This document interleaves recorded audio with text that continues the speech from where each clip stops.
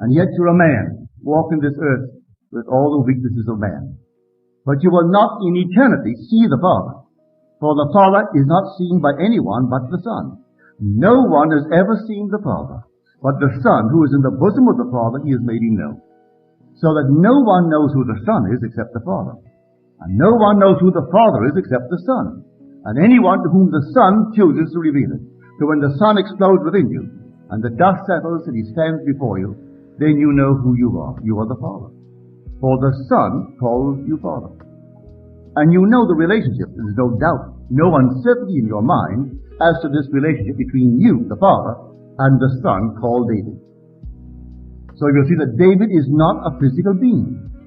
And people expect that David is some physical being that lived 1,000 years BC. And that he had this, that, and the other. It is. David is an eternal state. A spiritual state.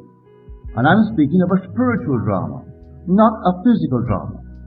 We are passing through what we think is a real world. This is a shadow world. A world where we are banished. But if one you understood the symbolism of Scripture, we are banished for 400 years. Well, it's not 400 years that you and I measure time.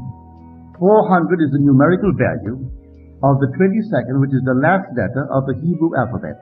And that last letter has that symbol, the cross as its symbol. The thing is Tov, that's the last letter. The 22nd letter of the Hebrew alphabet is Tov. Its symbol is a cross.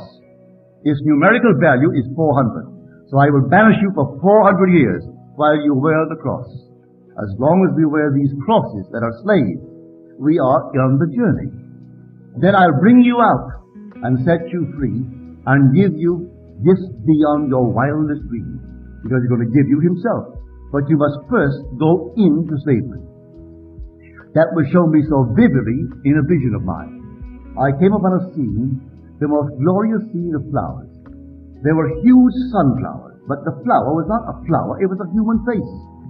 They were all rooted in the ground, beautiful sunflowers. If one moved, they all moved in concert. If one smiled, they all smiled. If one bent over, they all bent over. And I, walking among them, I knew in spite of my weakness and my limitations, that I at that moment enjoyed a greater sense of freedom than all of them put together. They had not gone out. They were in a state of infinite joy and peace and innocence. They had not gone through the story of experience. And the whole journey is from innocence to experience to awakened imagination. That's the journey of man.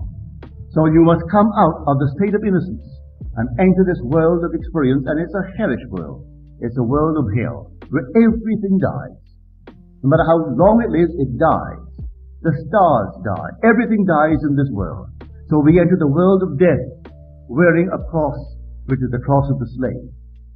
And then we are brought out by this pattern man, erupting within us. And then having gone through the experience, we are immortal beings. But this time, fully awake, not just all anchored like beautiful flowers who move in concert. We are individualized, and yet one body. We do not move in concert. We could agree to work in concert, but we are still individuals. But they are not individuals. They're all one grand being moving together.